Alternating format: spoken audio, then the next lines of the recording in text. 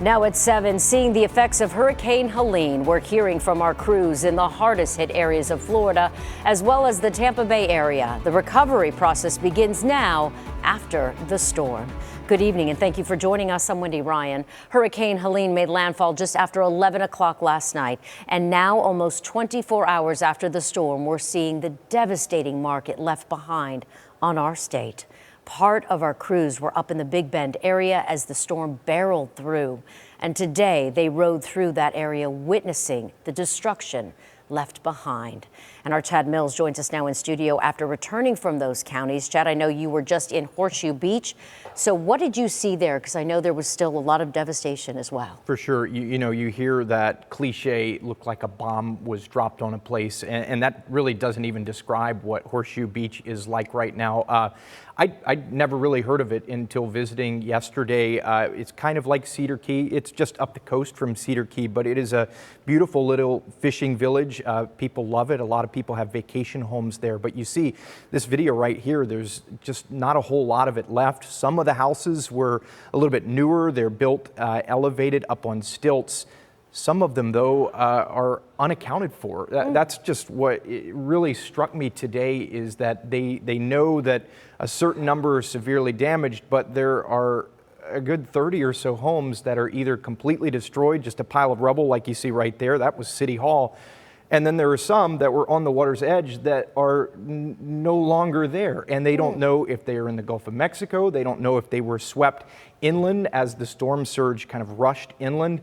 A lot of cleanup there. They weathered the storm during Idalia last year. They were just starting to lay sod after that storm, believe it or not. They felt they were in a good place. They had a restaurant open up for the first time just a week ago. And yeah, it's the restaurant right there. And now they don't know. This one was so much worse than Idalia. Is it worth rebuilding so close to the coastline? Will the federal government allow building so close to the coastline? Those are questions that are unanswered at this point. Sure. Well, and I know you also walked through Steinhatchee, which also was pretty devastated too.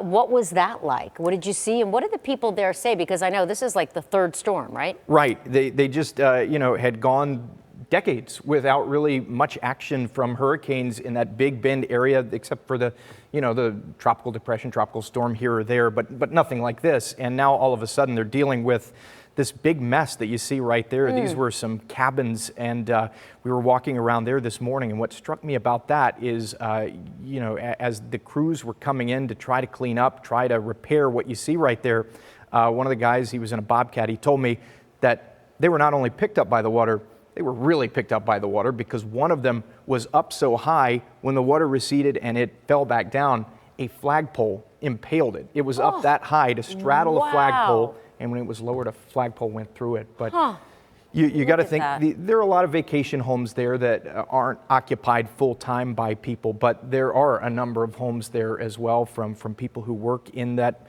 fishing village. And, these are humble people in Florida's Big Bend. They really don't know how they are going to turn their lives around after Mother Nature delivered them what you see right there. Wow, incredible. And I know you were live when it made landfall, I have to imagine, with that strong wind. Pretty just life-changing, I have to think. Have you ever been through a Cat 4 like that?